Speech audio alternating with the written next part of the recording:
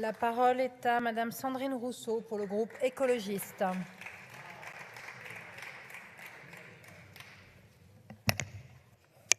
Madame la Présidente, Madame la Première ministre, Mesdames et Messieurs les ministres, Mesdames et Messieurs les députés, votre main ne tremble jamais lorsqu'il s'agit de remettre sur les individus la responsabilité de l'indispensable transition écologique.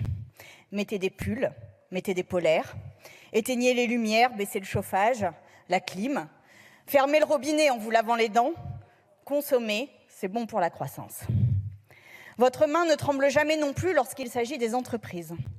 Vous nous parlez alors de liberté, vous sortez les grands mots, liberté d'entreprendre, liberté de travailler plus. Sous couvert de libéralisme, vous faites en quelque sorte un keynésianisme d'entreprise. Que les keynésiens me pardonnent, pour les entreprises tout est bon. Pas de taxes pour les plus grandes d'entre elles qui profitent éhontément de la situation. Pas de conditionnalité dans les aides, même pour celles qui, fortes de leurs profits de guerre, iront en Afrique, oui en Afrique, détruire et acheter des pans entiers de pays, profitant de la misère pour s'enrichir et polluer abondamment. Poussant les populations locales soudain privées d'eau, de terre et de ressources à migrer. Suivez mon regard, elles sont françaises. Leur nom commence par exemple par T, T comme Tanzanie, et finit par un L, L comme Libye. Et entre les deux, vous trouverez écocide, destruction, expropriation et migration. Le nom complet, je vous aide, c'est Total. Votre main ne tremble donc pas quand il s'agit de conserver un système économique et social qui nous envoie dans le mur.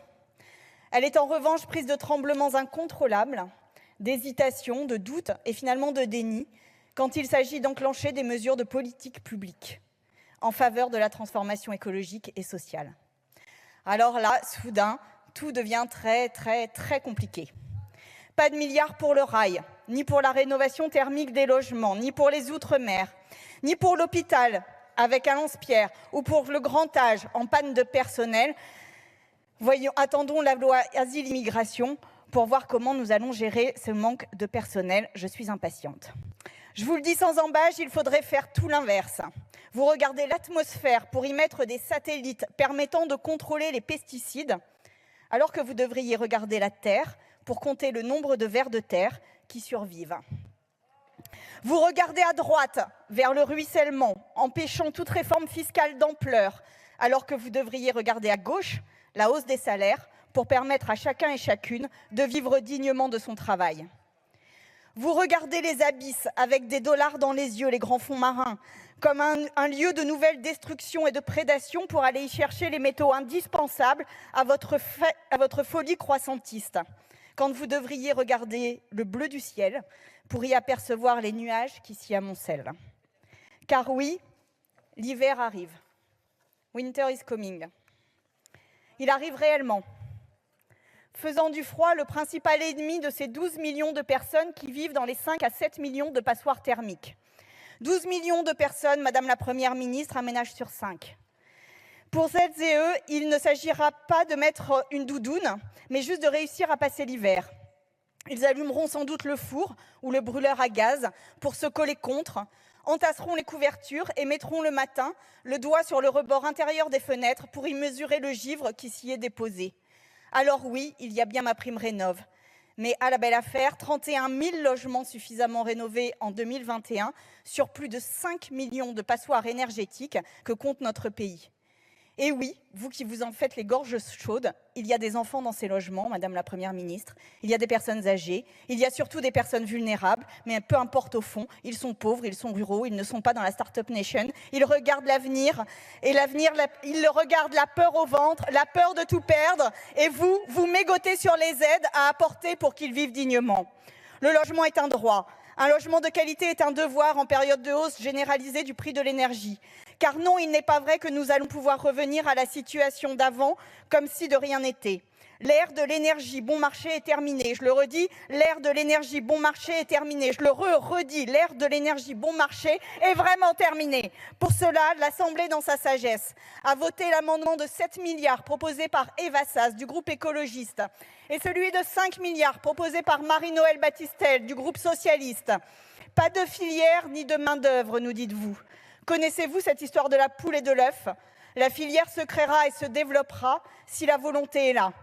Par contre, si chaque fois la rénovation est la dernière roue du carrosse des politiques publiques, soyez-en sûrs, rien ne bougera. Et l'année prochaine, vous pourrez nous redire, voyez, la filière n'est pas prête, quelle inconséquence. Et puis, il y avait cet amendement sur le train et les infrastructures ferroviaires déposé par Gérard Leseul.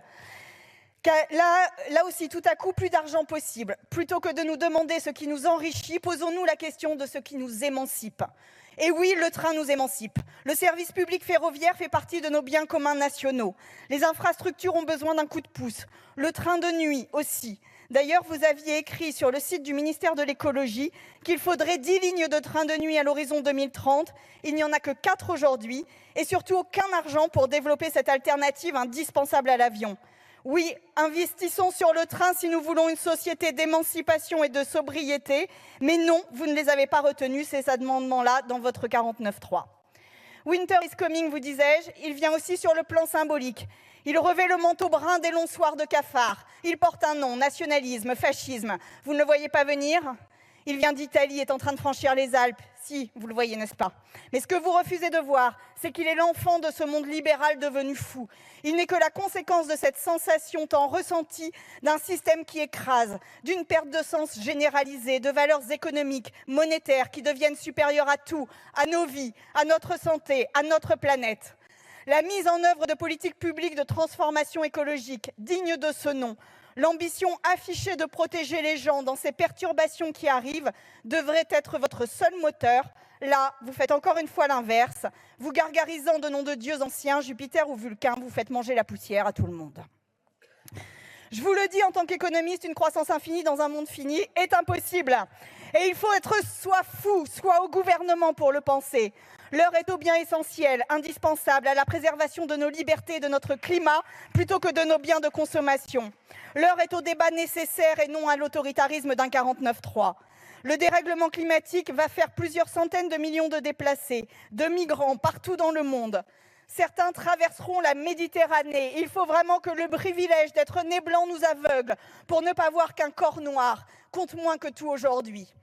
Le réchauffement climatique fera des millions de pauvres dans notre pays. Des ménages vont voir leurs maisons, achetées au prix de lourds sacrifices, se fissurer sous l'effet de la sécheresse. Certaines zones deviendront inhabitables en raison des températures élevées, de la canicule, des feux, de la montée des eaux. Alors oui, il est plus qu'urgent de prendre ce virage de la transition. Et non, face à cela, il n'y a pas de petits calculs. Oui, il fallait les 12 milliards pour le logement, 3 pour les infrastructures ferroviaires, 1,5 pour le train de nuit. Oui, il fallait mettre le paquet sur les transports publics, sur la préservation de l'eau, sur la réduction des émissions de CO2. Ce n'est plus une option désormais, c'est un impératif. Et ne pas le faire, c'est prendre la responsabilité du chaos. C'est ce que vous faites aujourd'hui. Pourtant, un autre avenir serait possible. Mais pour cela, il faudrait que vous ouvriez les yeux, que vous laissiez le débat avoir lieu et les votes s'exprimer. Nous voterons cette motion de censure parce que notre avenir mérite mieux que vos 49.3.